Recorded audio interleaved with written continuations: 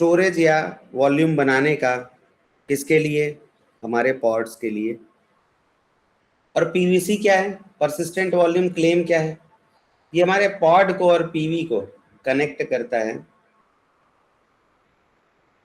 और इस कॉन्सेप्ट में कुबरनेटिस ये बोलता है कि भाई आपका पॉड चाहे कितने भी नोड पे हो, किसी भी नोड पे हो, या कितने भी नंबर ऑफ पॉड्स हो, आपका डेटा एज इट इज रहेगा, कहीं नहीं जाएगा।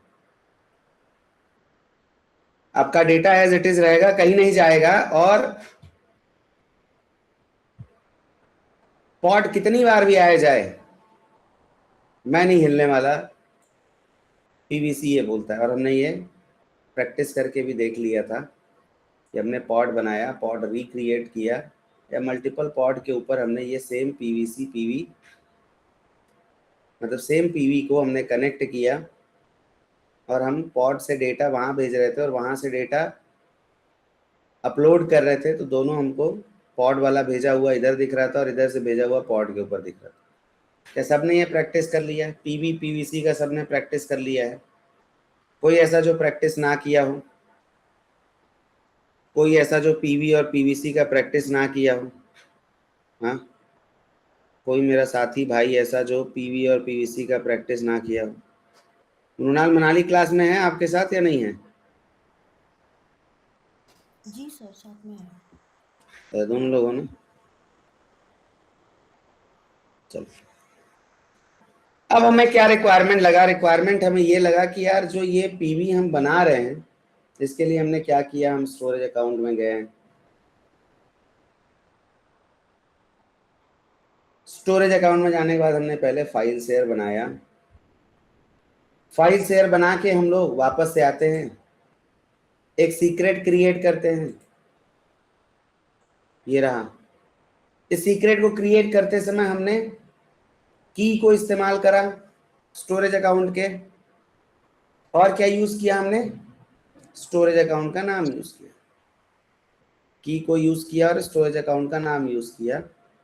और ऐसा करके हमने ऑथेंटिकेशन के लिए अपने क्लस्टर और स्टोरेज अकाउंट, जो दोनों अलग अलग रिसोर्स है पोर्टल के ऊपर एज्योर का, हमने दोनों के बीच में कम्युनिकेशन सेटअप कर दिया। और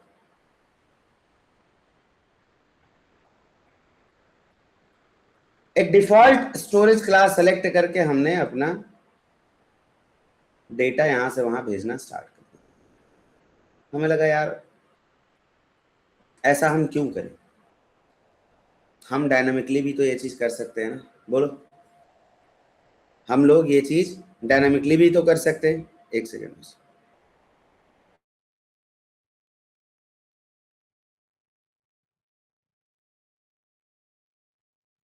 अब जब हमको डायनामिकली ये चीज करने का मन हुआ, तो जब हमने इसका तरीका ढूंढना स्टार्ट किया, तो कुबरनेटिस ये बोलता है कि आप स्टोरेज क्लास के थ्रू आप पीवीसी स्टोरेज क्लास के थ्रू आप डायनामिकली पीवी को क्रिएट कर सकते हो। पीवी क्रिएट करना मतलब डायनामिकली आप स्टोरेज अकाउंट के अंदर आपका फाइल शेयर क्रिएट हो सकता है। और ऋषभ ने आपके बैच में बिना करवाए ये प्रैक्टिस कर लिया। हो सकता है और भी लोग किए हों, बता नहीं रहे। कई लोग तो ऐसे हो गए हैं कि अब बताते ही नहीं।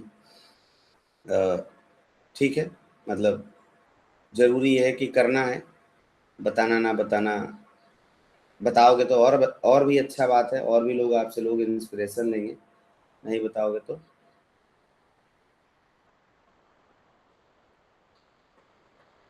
पता ही नहीं चलेगा किसी को कि आपने किया है नहीं किया। तो हम लोग स्टोरेज क्लास का कोड लिख लिए और पीवीसी का कोड हमने लिख लिया था। अभी जो स्टोरेज क्लास का हमने कोड लिखा है, अगेन लिखने का तरीका वही। पहले हमने एपीआई रिसोर्सेज को ढूंढा। एपीआई रिसोर्सेज ढूंढने के बाद हमने एक्सप्लेन करके उसको टीएक्सटी फॉर्मेट में डाउनलोड कर लिया, सेव कर लिया, और उसको देख देख के हमने अपना कंप्लीट कर लिया। टोटल 55 लाइंस का कोड है, जिसमें 9 लाइन्स हमको यूज लगा, वो 9 लाइन को हमने निकाल लिया और हमने इस्तेमाल कर लिया। पैरामीटर्स में हमने रिसोर्स ग्रुप का नाम पास किया, स्टोरेज अकाउंट का नाम पास किया। प्रोविजनर के बारे में हम लोग बात कर चुके हैं। प्रोविजनर क्या होता है? प्रोविजनर वो तरीका है जिससे जिस प्लेटफॉर्म के ऊपर हमें स्टोरेज अकाउंट क्रिएट करना है वो ये बताता है। तो हमें अभी एज्योर के ऊपर करना है, वो ये बता रहा है। अब ऐसा जब हमने किया तो हमको क्या मिला? एरर मिला। याद है सब लोगों को याद है?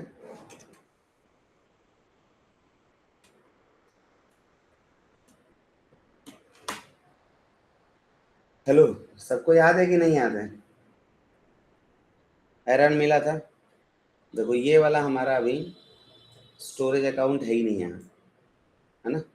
देख रहे हो, ये स्टोरेज अकाउंट नहीं है यहाँ पे। तो हम क्या कर सकते हैं? इसको क्रिएट कर सकते हैं। kubectl create -f storage class .yml। कह रहा है ये अवेलेबल नहीं है। हाँ, कुबरनेटिस के अंदर हम लोग, अच्छा सर स्पेलिंग गलत लिखी है आपने। पढ़ लिया मैंने। अब सही है। तो पहले हमने क्या किया? स्टोरेज अकाउंट क्रिएट किया। अब यहीं से हम पीवीसी क्रिएट करेंगे। पीवीसी क्रिएट करेंगे तो हमको ये समझ में आ जाएगा कि भाई डायनामिकली क्रिएट नहीं हुआ, और जाके हम जब एक्सप्लेन करेंगे तो वहीं पे हमको एरर मिल जाएगा।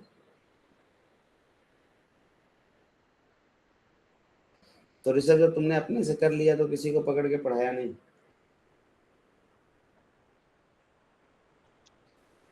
अब अगर ये डायनामिकली हो जाता तो क्या होता? इधर में कौन सा स्टोरेज अकाउंट यूज किया मैंने? strg फाइल शेयर K8s, ऐसा कोई रिसोर्स ग्रुप है।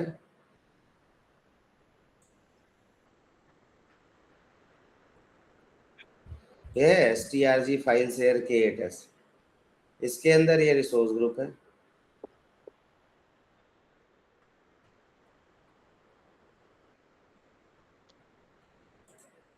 इसके अंदर ये फाइल शेयर है। बट इस फाइल शेयर में जब हम आगे देख रहे हैं तो हमको क्या नहीं दिखता? डायनामिकली क्रिएटेड फाइल शेयर नहीं दिख रहा है, जिसके लिए हम काम कर रहे हैं।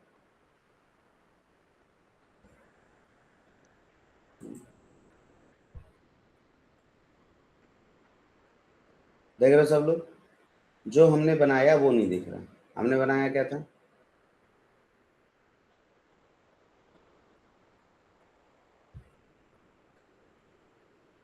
कहीं भी हमको ये दिख नहीं रहा है।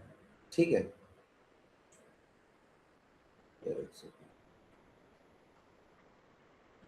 सॉरी, इस नाम से आएगा पीवीसी डायनामिकली। आया नहीं। चलो ऋषभ आ जाओ, बताओ क्या क्या करूं। मतलब सबको पता है ना, ये परमिशन का एरर था, हम लोग देख चुके थे। हेलो हेलो हेलो हेलो, सबको पता है ना ये परमिशन का प्रॉब्लम था? हाँ, अरे भाई लोग हो क्लास में कि नहीं? क्लास में हो आप सब? कहाँ हो? ऐसे कैसे काम चलेगा? सब लोग क्लास में हो कि नहीं हो? हो ना?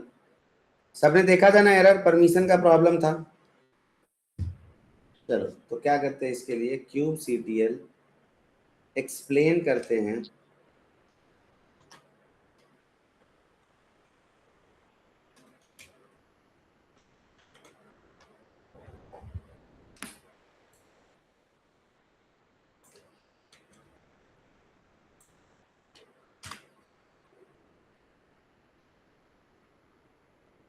सॉरी, डिस्क्राइब करेंगे।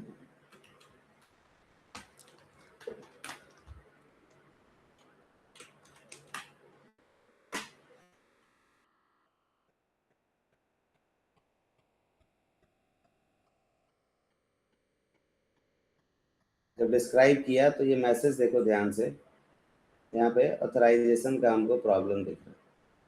अच्छा, जब ऐसे एरर पढ़ने में प्रॉब्लम हो ना तो इसको कॉपी करके, ठीक है, यहाँ तो मान लो मैं यहाँ अभी लिख रहा हूँ, आप नोटपैड में लिख सकते हैं, लिख सकते हैं कि नहीं? अगर वहाँ पढ़ने में दिक्कत हो रहा हो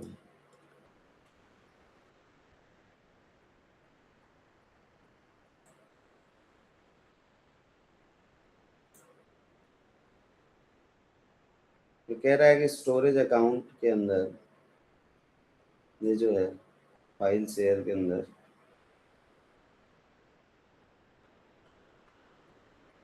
ये इसका सब्सक्रिप्शन आईडी है, scope is invalid, does not have authorisation to perform action.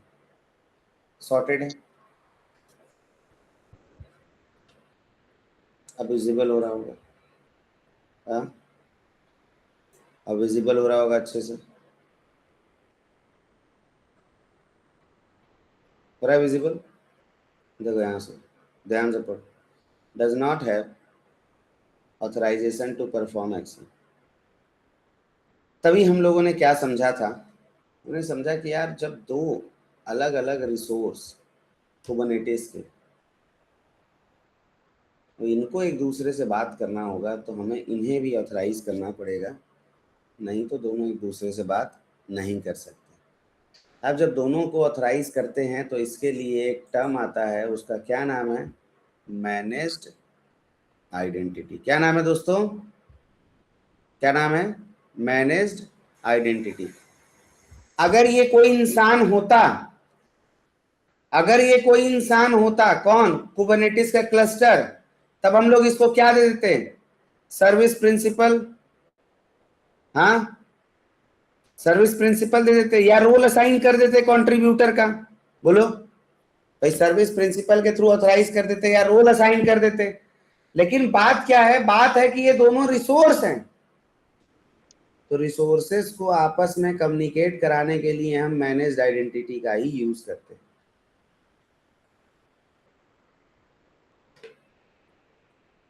दो तरीके का मैनेज्ड आइडेंटिटी, एक सिस्टम डिफाइंड और एक यूजर डिफाइंड। एक क्या है दोस्तों? सिस्टम डिफाइंड, और दूसरा क्या है? User defined. Azure managed identity eliminates the need for developers to manage credentials by providing an automatic identity in Microsoft Entra ID. The two key types are system assigned and user assigned for official configuration guide. ये वो system defined created directly on Azure services like virtual machine or app service and tied strictly to its life cycle. When the resource is deleted, Azure deletes the identity automatically. User assigned क्या होता है? Created as a standalone Azure resource that you manage independently, allow you to assign a single identity to multiple different Azure resources. अब ये जो system defined और user defined जो नाम मैं बोल रहा हूँ ना, ये जो यूजर डिफाइंड होता है ना, ये डिफिकल्ट होता है मैनेज करने में, थोड़ा सा टाइम टेकिंग प्रोसेस भी है इसको बनाना। बट जो सिस्टम डिफाइंड है, सिस्टम असाइंड है, ये क्या है? ये इजी है, इजीली क्रिएटेड हो जाता है। समझ आया सबको? हाँ, अगर मैनेज आइडेंटिटी के बारे में इंटरव्यूअर कुछ पूछेगा तो ये 10 लाइन बोल सकते हो, उसको समझा सकते हो। हेलो, चलो जी, बहुत बढ़िया। ऋषभ अनम्यूट कर लो। अब बताओ कि ये रहा मेरा क्लस्टर, ये रहा मेरा स्टोरेज अकाउंट। अब तुम बताओ कैसे मैं इन दोनों को एक दूसरे से कम्युनिकेट करवाऊं और काम बनवाऊं। चलो सर, मैंने जो किया था, मैंने एक्चुअली रिसोर्स ग्रुप में परमिशन का एरर आ रहा था, तो मैंने जो पैरामीटर्स हैं उसको डिलीट कर दिया था, जिससे कि एज़्योर ने ऑटोमेटिकली खुद से अपना रिसोर्स ग्रुप स्टोरेज का अकाउंट बनाया था, जो हर एक क्लस्टर के लिए एक बाय डिफॉल्ट एज़्योर क्रिएट करता है ना एक रिसोर्स ग्रुप। MC करके, तो वो क्रिएट हुआ था, तो उसमें फिर परमिशन की नीड नहीं रहती, तो उसके थ्रू पीवीसी क्रिएट हो गया था, तो फाइल मैंने फिर पॉड में ऐड करी थी, तो यहाँ पे शो हो रही थी। अच्छा, मैंने तुमने उस तरीके से किया था। सेम क्लस्टर के अंदर ही, जो जिस क्लस्टर के अंदर रिसोर्स ग्रुप बना है तुमने उसी के अंदर कर लिया। रिसोर्स ग्रुप अलग से क्रिएट हुआ था सर, एक MC करके एक बाय डिफॉल्ट क्रिएट होता है हर एक क्लस्टर के लिए, जो एजोर क्रिएट करता है। बिल्कुल करता है, बिल्कुल करता है। हाँ, उसके थ्रू किया था, क्योंकि उसमें परमिशन नीड नहीं रहती ना फिर। तुमने जो क्लस्टर के, जिस रिसोर्स ग्रुप के अंदर क्लस्टर बना है, उसी रिसोर्स ग्रुप, देखो जैसे ये है ना MCAKS हाँ जी RT माई AKS क्लस्टर 3, तो जी ये जी। Resource group by default create हो। तो तुम ये कह रहे हो कि इसी रिसोर्स ग्रुप के अंदर हमने स्टोरेज अकाउंट बनाया। ऑटोमेटिकली उसने क्रिएट कर दिया था इसमें स्टोरेज अकाउंट। तो ये जो चीज होगा ना, ये तो ऐसा हो गया कि जैसे ये वाला है, नहीं सॉरी, तो ये तो हो गया इंटरनल ही होगा, तो फिर नहीं, इसमें उसको कोई परमिशन का प्रॉब्लम नहीं है। हम तो चाहते हैं अलग कहीं बने, समझ रहे हो। इसमें भी कहीं ना कहीं एक प्रॉब्लम है कि अगर क्लस्टर ही डिलीट हुआ या कुछ हुआ, तब भी तो डेटा चला जाएगा ना, समझ रहे हो? जी जी होगी। अगर अगर क्लस्टर डिलीट हुआ तो तभी हम क्या करेंगे, हम लोग एक मैनेज्ड आइडेंटिटी क्रिएट करेंगे कुबरनेटिस के लिए, है ना। तो अपना तो वही तरीका है गूगल सर्च करने का।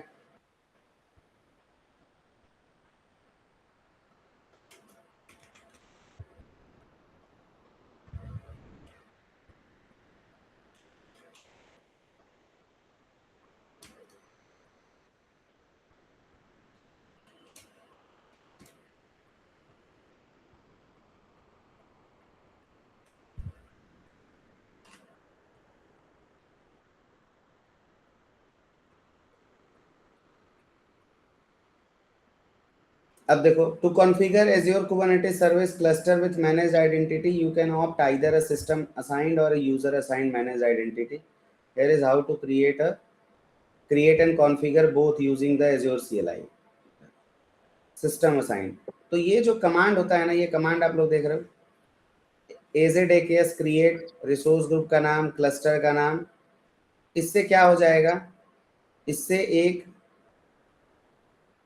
Update an existing cluster. देखो दो तरीके, एक तो जैसे नया क्लस्टर क्रिएट है तब, और हमारा तो क्या है, नया क्लस्टर नहीं है ना हमारा, हमारा क्या है, पहले से बना हुआ है। बोलो सब लोग, हमारा पहले से बना हुआ है ना। हेलो, अरे हमारा क्लस्टर पहले से बना हुआ है ना, इसको कॉपी करें,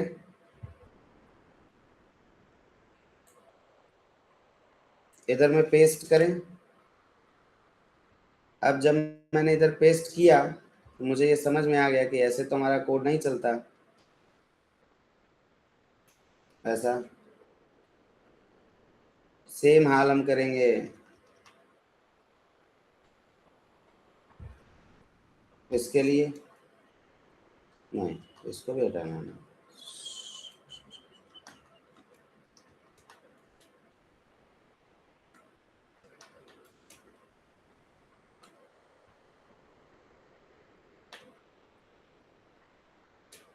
ठीक है, अब क्या करें, क्लस्टर जिसके अंदर बना हुआ है उस रिसोर्स ग्रुप का नाम लेके आए, इसी के अंदर हमारा क्लस्टर बना हुआ है।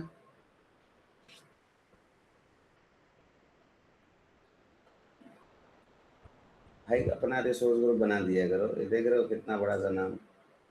चलो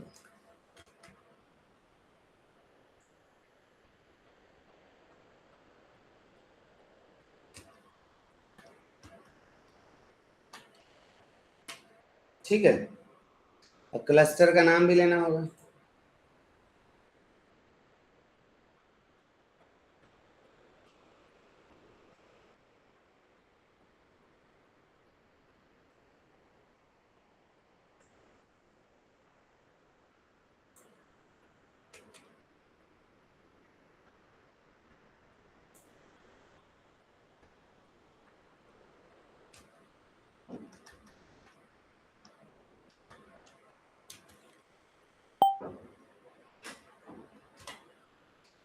अब जैसे ही मैंने एंटर किया,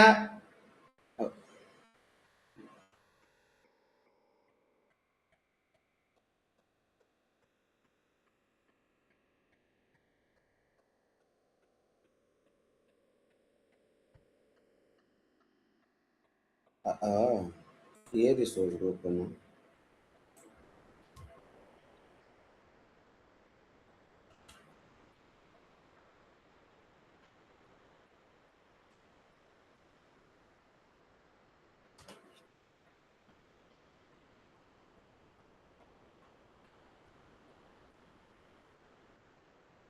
सबको बढ़िया से स्क्रीन दिख रहा है ना, कोई दिक्कत परेशानी तो नहीं होगी?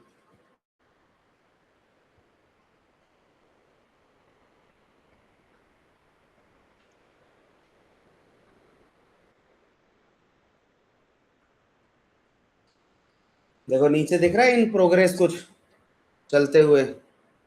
हाँ, सबको दिख रहा है इन प्रोग्रेस? अब एक चीज ना, जब तक ये हो रहा है तब तक एक और आप लोगों से दिखा। आप लोग ना अभी ऐसे आओगे,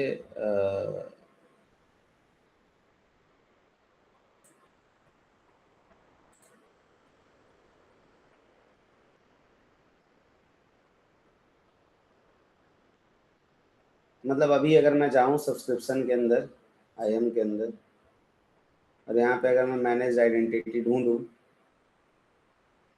तो मुझे वो नहीं दिखेगा, ये नहीं दिखेगा। और इसके बाद कुबरनेटिस का भी जो क्लस्टर वाला ऑप्शन है वो दिखने लगेगा।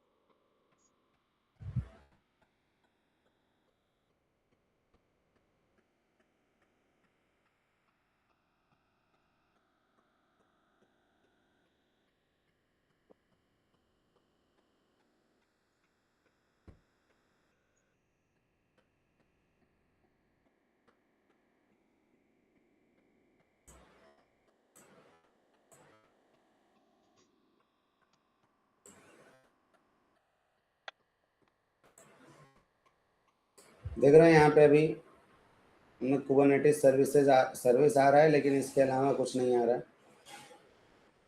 यूजर असाइन ये वो, इसी के नीचे वो दिखने लगेगा हमको। अच्छा लग रहा है क्रिएट हो गया है, लगभग हो ही गया है। तो ये देख रहे हो आने लगा हमारा। हेलो,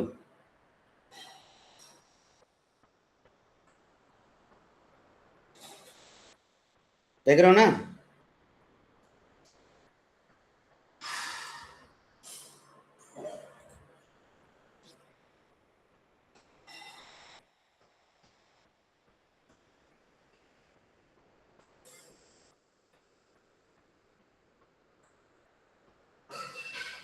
डन है? देख रहे हो सब लोग? इधर भी मेरा काम हो गया और उधर भी हो गया। अब पहले क्या करूंगा, मैं डिलीट करूंगा।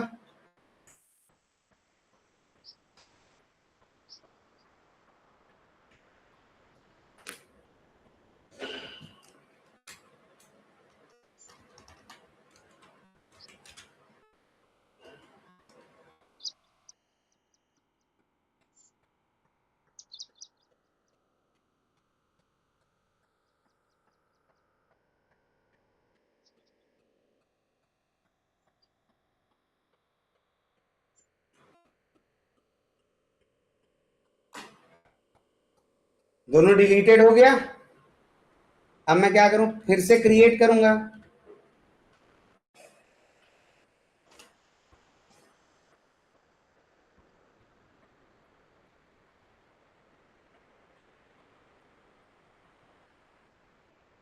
तो ये सब बहुत इंपॉर्टेंट कॉन्सेप्ट है और बहुत इंटरव्यू में पूछा जाता है, ठीक है? और इंटरव्यू तो छोड़ो यार, आपको जब आप जाओगे काम करने के लिए ना, तब भी इन सब चीज़ों की बहुत ज़रूरत पड़ती है। इतना ठंडा माहौल करके कैसे पढ़ सकते हो यार? थोड़ा एनर्जी लेके आओ, थोड़ा सुबह सुबह जागृत करो अपने इंद्रियों को, हैं?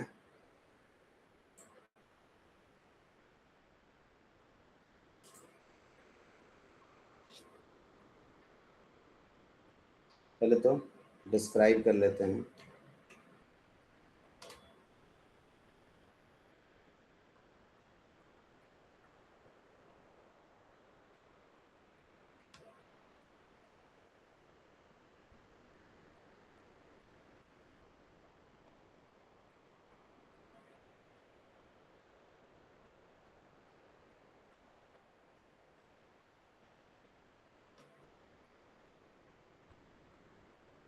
तुरंत तुरंत बनाया है जो थोड़ा देता है।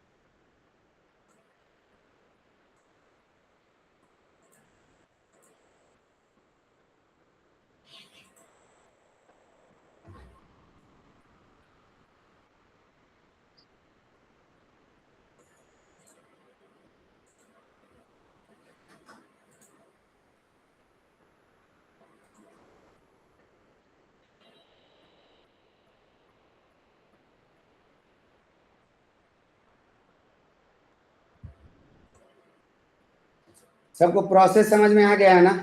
कोई किसी को कोई कंफ्यूजन तो नहीं है प्रोसेस में? कुछ नहीं करना भाई, रोल असाइन करना है बस। ठीक है, मैनेज आइडेंटिटी बनाने के बाद हमको क्या करना है? रोल असाइन कर देना है। और जैसे ही हम रोल असाइन करेंगे, जो हमारा क्लस्टर है वो हमारे स्टोरेज अकाउंट के ऊपर जाके ऑथराइज हो जाएगा कुछ भी काम कर पाने के लिए। दैट्स खत्म, इसके अलावा और कुछ भी नहीं।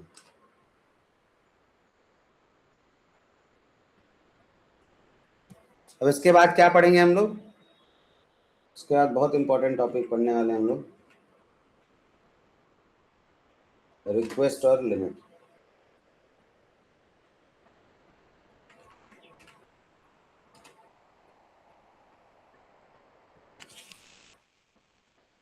अरे यार, हो तो गया भाई, परमिशन का दिक्कत खत्म।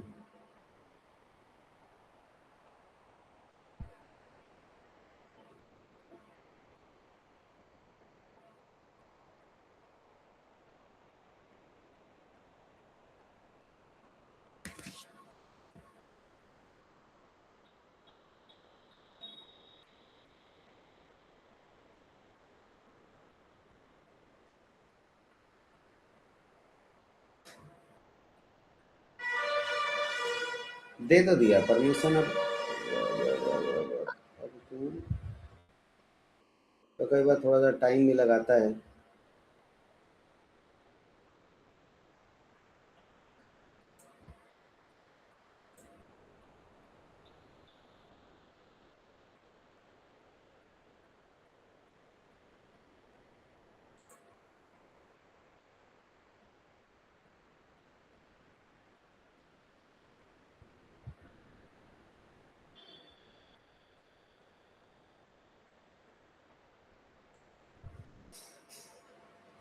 तो इसको थोड़ी देर में दोबारा से क्रिएट करेंगे, हो जाएगा। तो परमिशन का ही प्रॉब्लम है और वो हमने दे रखा है इसको। ठीक है, तो तुरंत से असाइन हुआ है तो इसकी वजह से भी कई बार हमें रिजल्ट नहीं दिखता है। तो थोड़ी देर में हम इसे क्रिएट करेंगे तो हो जाएगा। ठीक है, और स्टोरेज क्लास जो मैंने बनाया और किस पर्पस से यूज करा, इन सारे चीज़ों में कहीं कोई कंफ्यूजन, किसी को कोई भी प्रकार का डाउट, कोई दिक्कत परेशानी, कोई सवाल, कोई जवाब, पूछो। हेलो, सर एक बार आप थोड़ा सा ये मतलब रिवाइज करा सकते हो कि हमने स्टोरेज क्लास क्यों प्रेफर करा और पीवी वाला क्यों नहीं?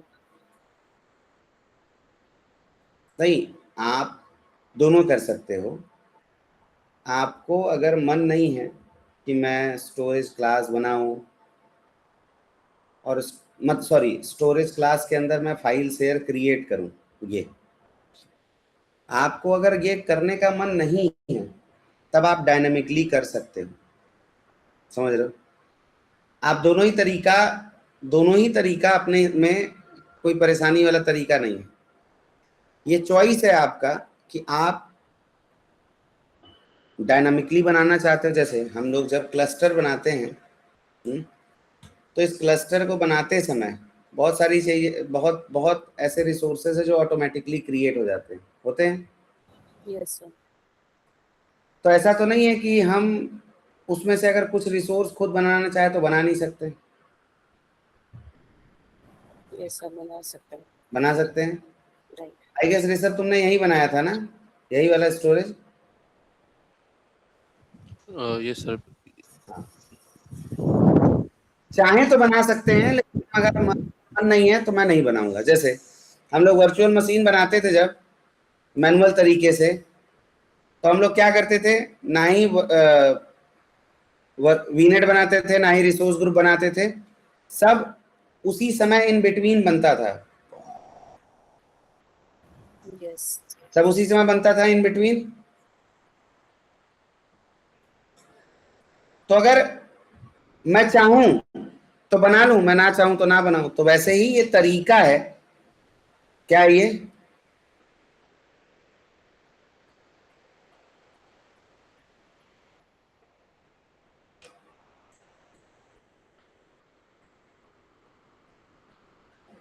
सो ये तरीका है कि आप डायनामिकली चाहो तो क्रिएट कर लो, नहीं तो मैनुअल बनाओ जैसे हमने पहले बनाया।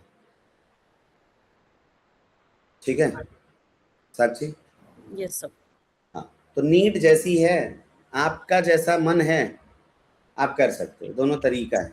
ठीक है, कि मैं चाहूँ तो फाइल शेयर ना बनाऊँ और ऐसे ही मैं डायरेक्टली क्रिएट करूँ पीवी और केवल पॉड बनाऊँ, रिसोर्स स्टोरेज क्लास बनाऊँ, हो जाए काम मेरा। नहीं तो आप डिफ़ॉल्ट रिसोर्स स्टोरेज क्लास को यूज़ करो और अपना जो बनाया हुआ है फाइल शेयर उसको पीवी बना के अटैच कर दो। ठीक है? ठीक है सर। और किसी का कोई डाउट कंफ्यूजन? कोई और किसी का डाउट कंफ्यूजन कोई पूछो, तो फिर आगे बढ़ते हैं। सॉरी। सो अब आप हाँ बोलिए।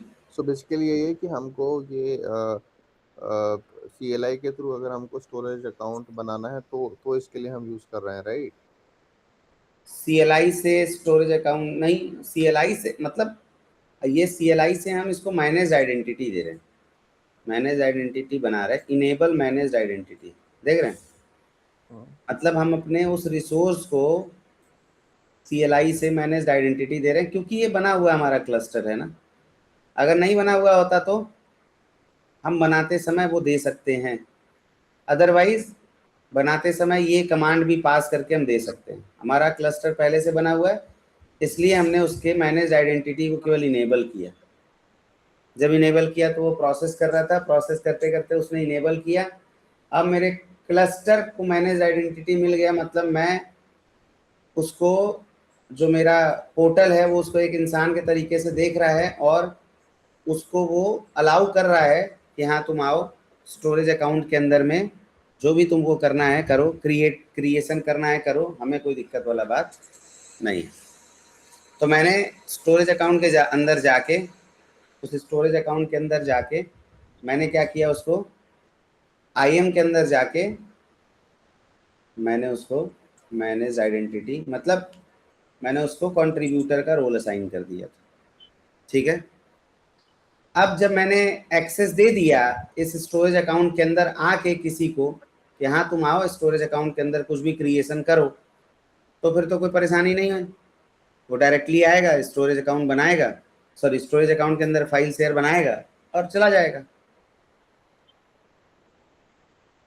नीड इसका ये है कि मैं नहीं चाहता हूं कि मैं पीवी बनाऊं, पीवीसी बनाऊं, समझ रहे? मैं नहीं चाहता हूं कि मैं पीवी बनाऊं और फाइल शेयर बनाऊं। ये दो काम मैनुअल मुझे ना करना पड़े, इसके लिए हम लोग पीवीसी और स्टोरेज क्लास बना के डायनेमिकली इन दोनों को प्रोविजन कर रहे हैं। बात समझ में आया? ओके। और कोई डाउट, परेशानी? तो हमने किया क्या? हमने सबसे पहले तो पीवी बनाने से पहले हमने फाइल शेयर बनाया था। फिर हमने ऑथेंटिकेट करने के लिए, ऑथराइज करने के लिए हमने एक सीक्रेट क्रिएट किया। सीक्रेट क्या है? सीक्रेट कुबरनेटिस के अंदर वही काम करता है जो हमारा की वॉल्ट करता है एज्योर के अंदर। समझ रहे हो सब लोग? बेस्ट प्रैक्टिसेस में भी हम लोग की वॉल्ट ही यूज करते हैं कुबरनेटिस के अंदर, लेकिन सीक्रेट्स नहीं यूज करते, कम यूज करते हैं। दो टॉपिक सब लोग नोट कर लो, खुद से पढ़ना है, ग्रुपिंग करके पढ़ना है, नहीं पढ़ो मर्जी आपकी है। सीक्रेट्स और config file, sorry config map. Secrets और कॉन्फिग मैप क्या होता है? क्या होता है ये? भाई सीक्रेट्स के अंदर जो सेंसिटिव क्रेडेंशियल्स हैं वो स्टोर करते हैं, जैसे हमने यहाँ पे स्टोर किया हुआ है, जो की हो गया स्टोरेज अकाउंट का और स्टोरेज अकाउंट का नाम। कॉन्फिग मैप के अंदर जो सेंसिटिव डेटा नहीं होता है लेकिन इंपॉर्टेंट होता है वो हम स्टोर करते हैं। तो 10-10 लाइन दोनों का बोलने के लिए कर लेना, क्योंकि जब हम लोग आगे पढ़ेंगे डिप्लॉयमेंट तो उस समय में हम लोग सीक्रेट्स पढ़ेंगे। समझ आया बात सबको? भाई साहब एक बार एक्नॉलेज करके बता दो कि जो मैंने बोला समझ आया कि नहीं है। सीक्रेट्स और config map 10-10 line chat GPT से या डॉक्यूमेंट से जाके पढ़ लेना, बोलने के लिए इंटरव्यू में हो जाए।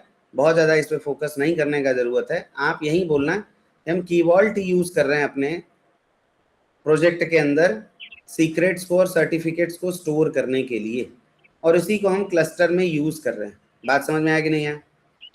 अभी सीक्रेट्स में ना बहुत सारा फ्लॉ है जो कि डेवलपमेंट में है, तो अभी बहुत ज़्यादा लोग कुबरनेटिस का प्रोजेक्ट पे काम, मतलब कुबरनेटिस के ऊपर अपना एप्लीकेशन चलाने वाले लोग सीक्रेट्स को कम यूज़ करते हैं। वो बाहर के ही किसी वॉल्ट को यूज़ करते, चाहे हैसीकॉर्प वॉल्ट हो गया, चाहे की वॉल्ट हो गया, जो और भी जो अदर वॉल्ट्स हैं उनको ही लोग यूज़ करते हैं। समझ आया सबको? क्योंकि वो सब क्या पारंगत है एक तरीके से, वो जो स्टोरेज, वो जो की वॉल्ट्स हैं, वो जो सीक्रेट रखने के तरीके हैं वो बहुत ट्रस्टेड है, बहुत ज़्यादा क्या बोलते हैं कि सिनेरियो, बहुत ऐसे सिनेरियोज में वो सक्सेस हुआ है तो लोग उसी को रख रहे हैं। ठीक है? ठीक है भाई लोग? हेलो, 4 ही 6 लोग क्लास में हैं क्या? हाँ अतुल जी, कृष्णा, कहाँ हो भाई? चलो बढ़िया। अब हम लोग क्या करेंगे, ये जो पॉड का हमारे कोड था,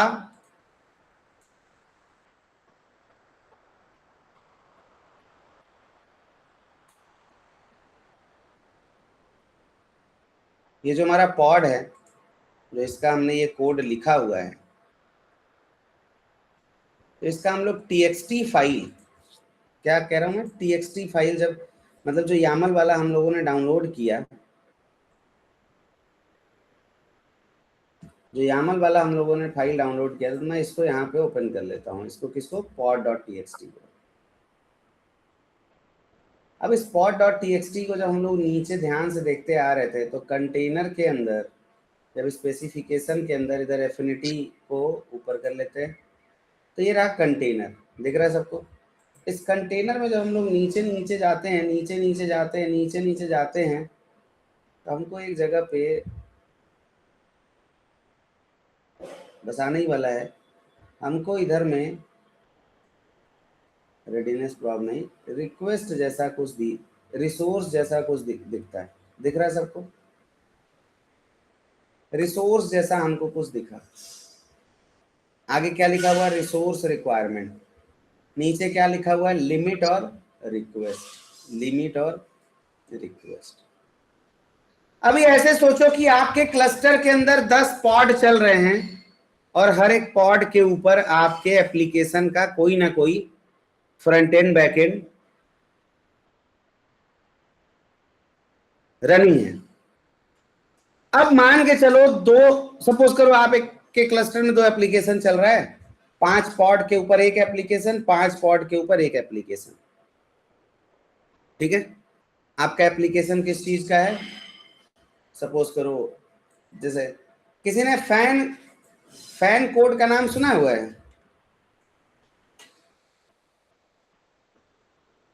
hello, fan code, fan club कुछ, हाँ ये फैन कोड नाम सुना है इसका? एक सुना है, एक ने, बाकी लोग? सो अभी जो इंडिया और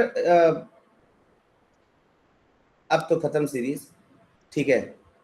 तो इसने ना ब्रॉडकास्टिंग का ऑथराइजेशन लिया हुआ है। इस पे बहुत सारे स्पोर्ट्स के जो लाइव इवेंट्स है ना वो आते हैं। Fan code, watch cricket, football, basketball, baseball, wrestling, badminton and more, live and on demand, stay updated with ball by ball score, match analysis and all, ये वो।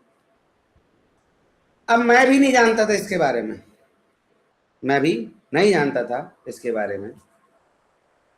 किसी से मैंने पूछा कि यार हॉटस्टार पे ये इंडिया और जिम्बाब्वे वाला मैच जो है आ क्यों नहीं रहा है? तो उसने बताया कि भैया इधर एक एप्लीकेशन है, इस पे आ रहा है। अब मानो कि ये एप्लीकेशन लोग इस सीरीज की वजह से जान के इधर पहुंचे, ठीक है। शायद कल ये क्रिकेट, आज ये क्रिकेट खत्म हो गया, कल ही खत्म हो चुका, तो हो सकता है फिर से इस पे इस्तेमाल करने लोग ना जाए, या हो सकता है ना जाए यूज करने के लिए। अग्री करते हो या नहीं भाई? जब क्रिकेट मैच आता है तो हॉटस्टार पे जो व्यूअरशिप है बहुत बढ़ जाता है, लेकिन मैच नहीं आता है तो वो व्यूअरशिप कम हो जाता है। अगर ऐसे केस में मैं अपने क्लस्टर पे एक जगह हॉटस्टार चला रहा हूं और एक जगह क्या चला रहा हूं, फैन क्लब चला रहा हूं, फैन कोड चला रहा हूं, ध्यान से समझना। मैं एक तरफ के एक ही क्लस्टर के अंदर 2 एप्लीकेशन चला रहा हूं, एक हॉटस्टार और एक फैन कोड। अब जैसे ही मैच शुरू हुआ, इंडिया और जिम्बाब्वे का सारा जो पब्लिक था, क्राउड था, वो फैन कोड की तरफ चला गया, कोई भी हॉटस्टार को यूज नहीं कर रहा। समझना सिनेरियो जो बता रहा। अब अगर ऐसा हुआ तो सारा का सारा जो मेमोरी है, सीपीयू है, वो फैन कोड वाला यूज करने लगेगा। लेकिन उसी समय में मेरी मम्मी को या मेरे घर में किसी को मन किया कि हॉटस्टार पे चल के सास बहू वाला कोई सीरियल देख ले। अब जब हॉटस्टार पे गए देखने के लिए घर के हमारे लोग, तो हॉटस्टार चल ही नहीं रहा, अनअवेलेबल बता रहा। क्यों? वो सारा का सारा मेमोरी और सीपीयू फैन कोड वाले ने कंज्यूम कर लिया। क्या ऐसा सिनेरियो हो सकता है या नहीं हो सकता है? ऐसा सिनेरियो हो सकता है कि नहीं हो सकता है? हेलो,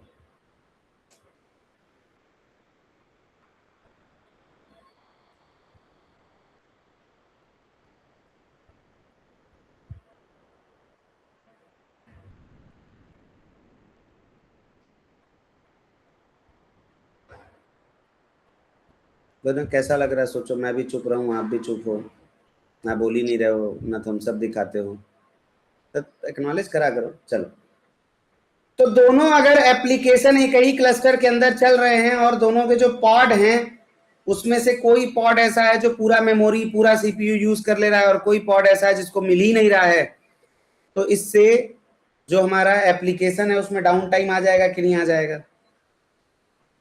बिल्कुल आ जाएगा। ऐसा ना हो, इसको रोकने के लिए हर एक पॉड को जितना सीपीयू देना है, जितना मेमोरी देना है, वो हम लोग डिफाइन कर देते हैं। तो जितना उसको चाहिए उसको रिक्वेस्ट बोलते हैं, और इससे ज्यादा इस्तेमाल ना करे उसको हम लिमिट बोलते हैं। क्या? मेरे साथ बोलो, जितना उसको चाहिए उसको हम रिक्वेस्ट बोलते हैं, और इससे ज्यादा इस्तेमाल ना कर सके उसको हम लोग लिमिट बोलते हैं। समझ आया कि नहीं आया? मतलब ये हुआ कि भाई मैं आपसे रिक्वेस्ट कर रहा हूं कि मुझे 1 कोर का सीपीयू और 500 MB का मेमोरी दे दो। तो जब आपने मेरे से रिक्वेस्ट किया तो मैंने सोचा ये ज्यादा फैलने ना लगे, इसका लिमिट सेट कर दो कि तुम 2 कोर से ज्यादा और 1 GB से ज्यादा मेमोरी नहीं यूज कर सकते। जितना तुमने रिक्वेस्ट किया है उसका मैं तुमको डबल दे रहा हूं, लेकिन इससे ज्यादा बाहर फैलोगे नहीं। समझ आया सबको? और ये बहुत काम की चीज है हमारे लिए। जब हम पॉड बनाते हैं प्रोजेक्ट के अंदर में तो ये सेट करना बहुत जरूरी होता है, नहीं तो क्या पता ऐसा हो कि भैया जिस पॉड को जरूरत ना हो वो भी 2-2 GB लेके बैठा हो, और वो भी 2-2 कोर का सीपीयू लेके बैठा हो सकता है कि नहीं हो सकता है? बोलो सब लोग।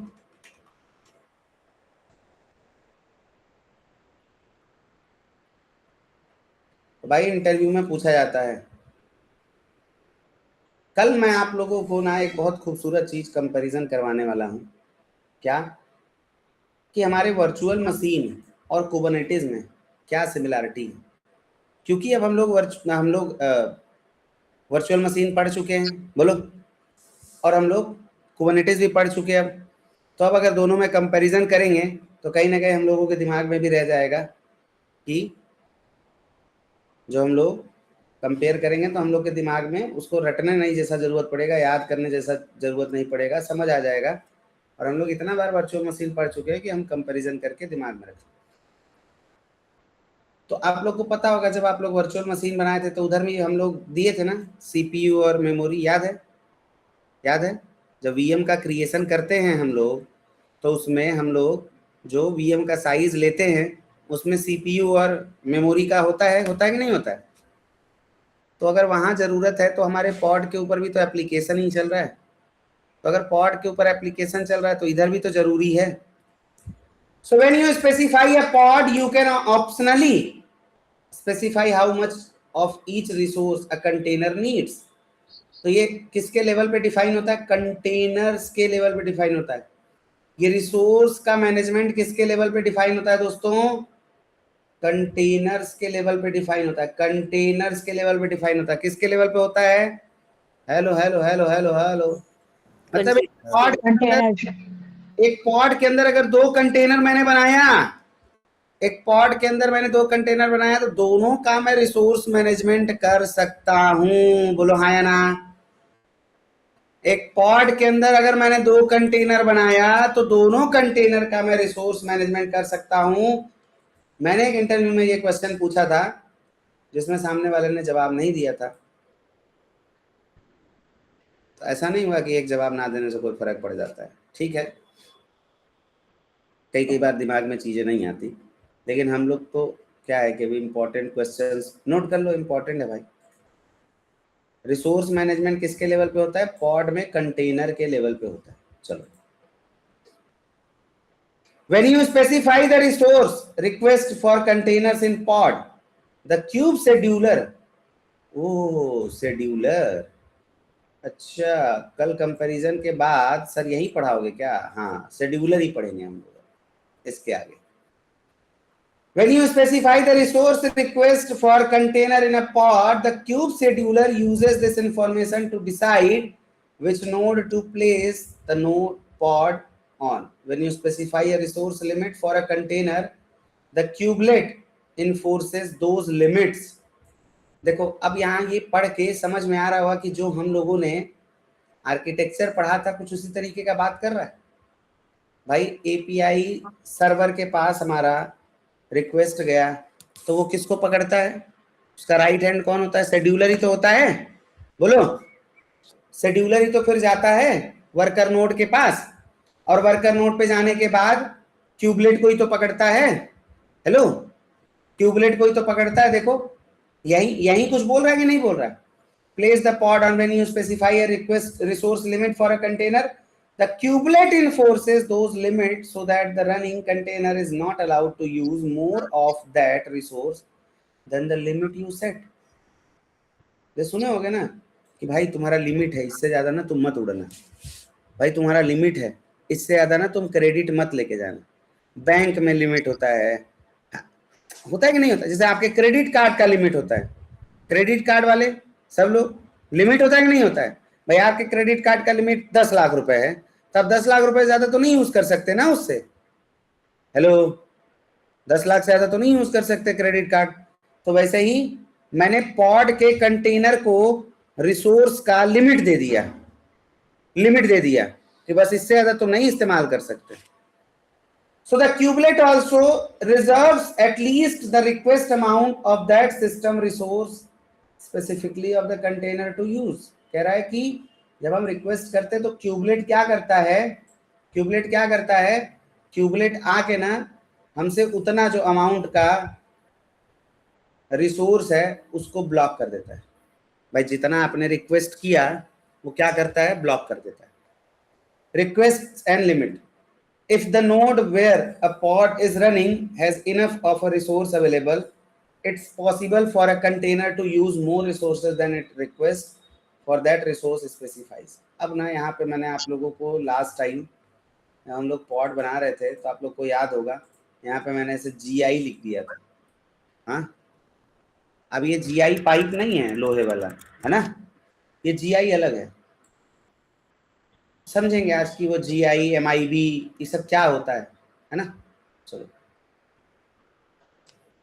if the node where a pod is running has enough of a resource available, it's possible for a container to use more resources than its request for that resource specifies। अब कुबरनेटिस वाले ने ना इतना दिमाग लगा के cluster बनाया है ना, कह रहा है कि अगर आपके नोड के ऊपर इनफ रिसोर्सेज अवेलेबल हैं तो फिर हो सकता है आपका जो पॉड है वो, मतलब जो आपका कंटेनर है, जितना आपने रिक्वेस्ट किया उससे ज्यादा यूज कर ले। लेकिन अगर आपके नोड के ऊपर इतना स्पेस ही नहीं है, इतना रिसोर्स ही नहीं है, तो जितना रिक्वेस्ट किया गया है उतना ही वो इस्तेमाल करेगा। बात समझ में आया? For example, if you set a memory request of 256, अच्छा MIB लिख दिया हो, देख रहे हो? अभी तक तो हम लोग MB GB TB CB यही पढ़ते हैं, सॉरी CB नहीं, MB GB TB यही पढ़ते आए हो, कुछ और पढ़े हो? Hello, KB MB GB TB यही पढ़े हो, कुछ और पढ़े हो?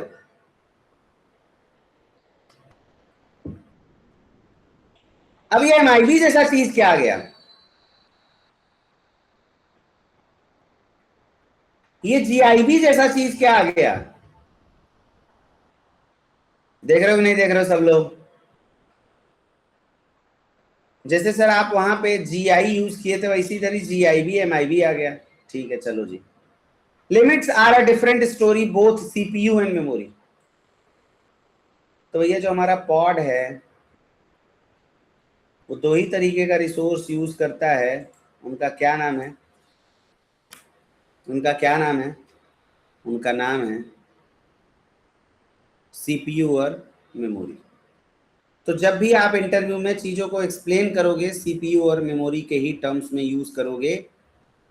लिनक्स में अगर हमको CPU और मेमोरी का यूटिलाइजेशन चेक करना है या सिस्टम का परफॉर्मेंस चेक करना है तो क्या कमांड होता है? जल्दी बोलो अनम्यूट करके। हेलो, क्या कमांड होता है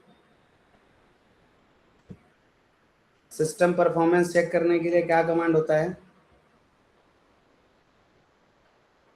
किसी को नहीं याद है?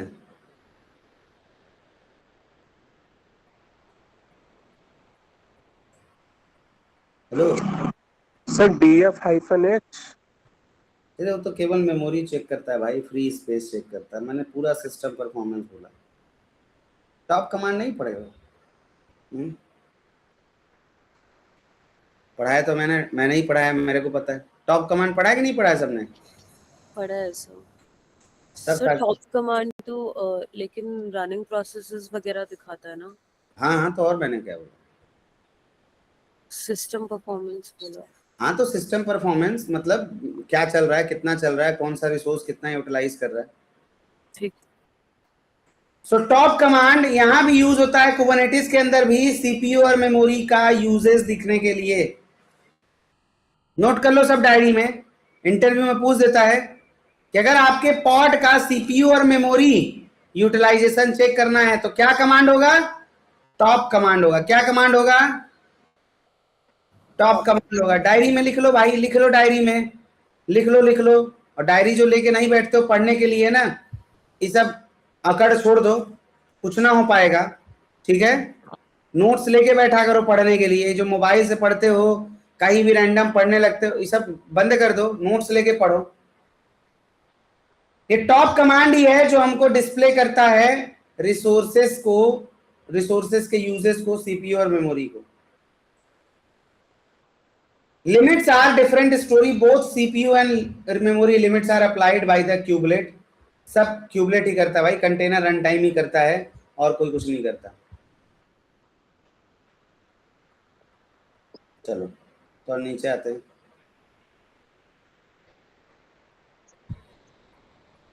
Resource type.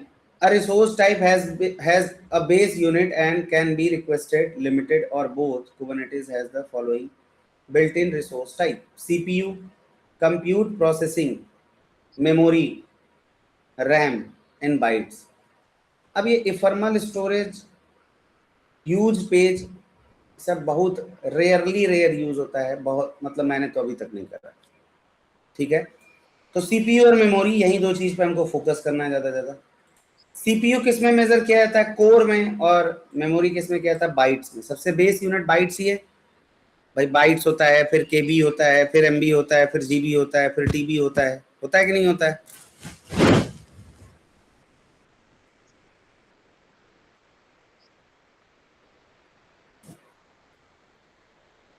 स्पेसिफिकेशन के अंदर, कंटेनर्स के अंदर, रिसोर्सेस के अंदर, लिमिट के अंदर सीपीयू।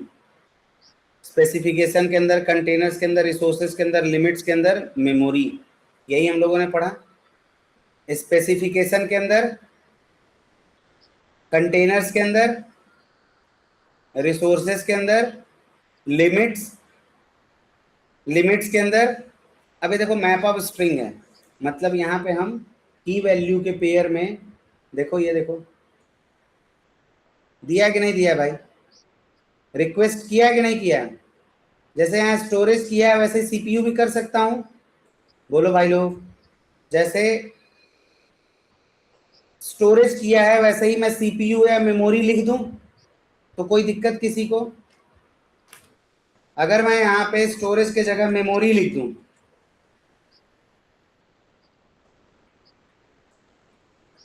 और इधर में हम सीपीयू लिख दें, कोई तकलीफ किसी को?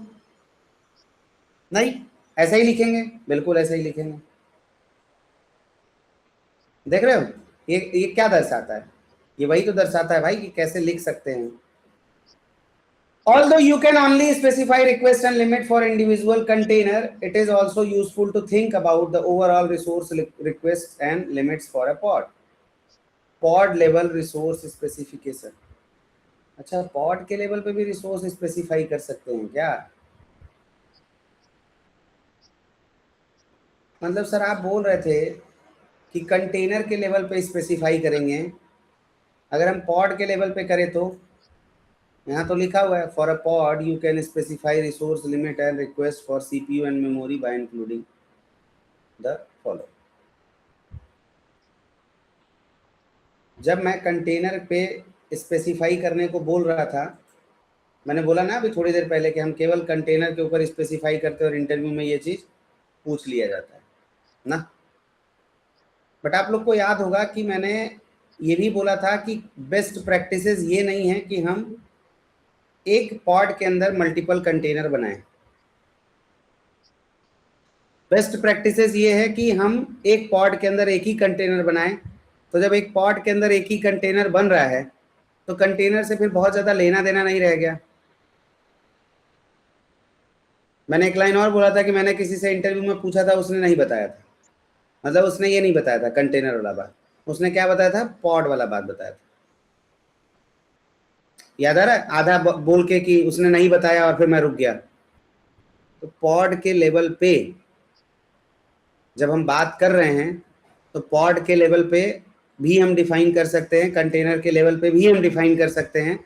जब मल्टीपल कंटेनर की बात आए तब हम कहाँ करेंगे, कंटेनर के ऊपर करेंगे। जब लेकिन एक ही कंटेनर का बात आए तब पॉड के लेवल पे करेंगे। तो अब आप इंटरव्यूअर को क्या परफेक्ट आंसर दे सकते हो, although it is not a best practice to use to create a multiple container in a single pod, but still if you are creating a multiple container in a single pod, then you have to define, or I have to define the resource and limit at the level of container. According to the Kubernetes best practices, in a pod there should be a single container. So if there is a single container in a pod, then the resource and limit should be defined at a pod level. Is it clear to everyone? Hello, hello, hello, hello, hello. सबको clear है? जब ऐसा answer करोगे ना तब उसको समझ में आएगा कि आपने बहुत डीप स्टडी करा है, ऊपर ऊपर नहीं जानते हो। जब मेरे पॉड के अंदर 2 कंटेनर होगा तो मैं कंटेनर के लेवल पे जाके क्या करूंगा, रिसोर्स को डिफाइन करूंगा। ऑल्दो ये बेस्ट प्रैक्टिसेस नहीं है, ना कि हम करते हैं, ना ही हम करते हैं, लेकिन जो बेस्ट प्रैक्टिसेस है उसमें एक पॉड के अंदर एक कंटेनर होता है। तो अगर एक पॉड में एक कंटेनर है तो मैं पॉड के लेवल पे ही रिसोर्सेस को डिफाइन करेंगे। लिख लिया नोट्स में, लिख लिया नोट्स में? हाँ, भूलोगे तो नहीं? सब लोग भूलोगे तो नहीं? जब ऐसा जवाब दोगे ना तब सामने वाले को भी समझ में आता कि नहीं यार बंदे ने पढ़ा है। चलो आते हैं डॉक्यूमेंट में। तो पहले ढूंढ भी लें कि क्या हमारा पॉड के लेवल पे रिसोर्स है कि नहीं है। तो ये हो गया कंटेनर, इसको बंद कर दें। डीएनएस कॉन्फ़िग बंद कर दें। एफर्मल कंटेनर बंद कर दें। पोस्टलाइज बंद कर दें। Image pull secret, init container, ENV, OS, ये देखो दिखा सबको?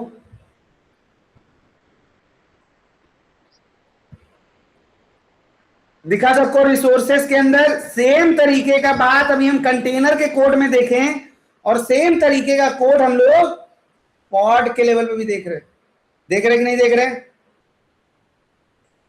तो जब 2 जगह हमको ये चीज दिख रहा है तो हम इंटरव्यूअर को दोनों चीज बताएंगे कि एक ही बताएंगे? बोलो,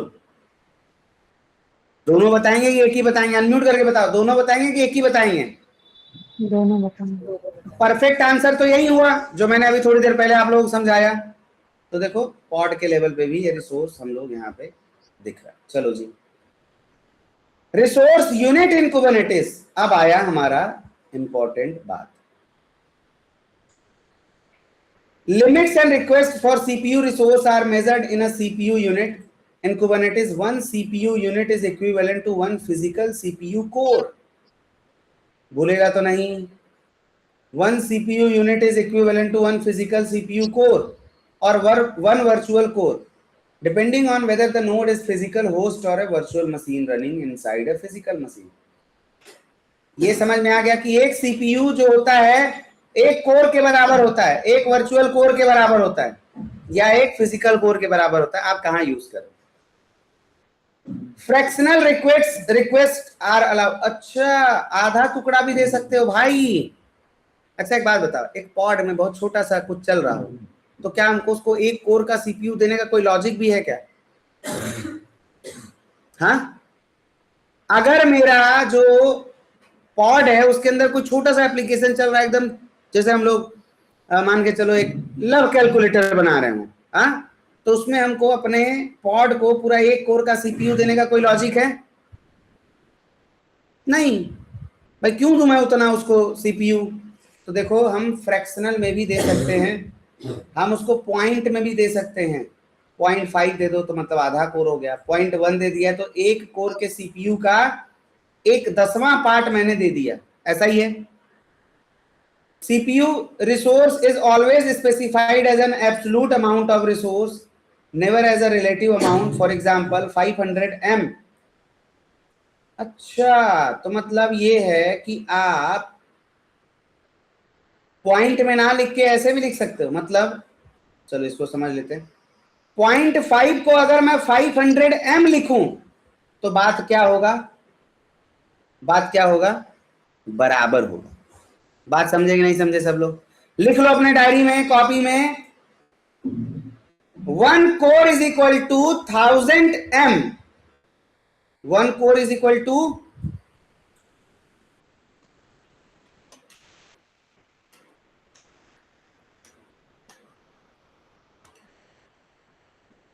तो 0.1 कोर इज इक्वल टू क्या हो गया, 100 M।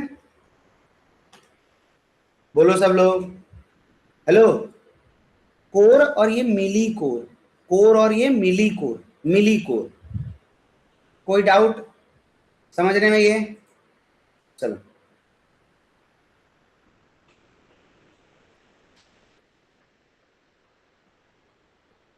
ये यूनिट भी समझ में आ रहा होगा। अगर मैं 0.001 कर दूं तो वो 1 M के बराबर होगा।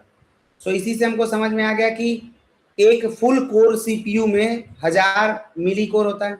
हाँ, समझ आ गया सबको इस देख के इसको?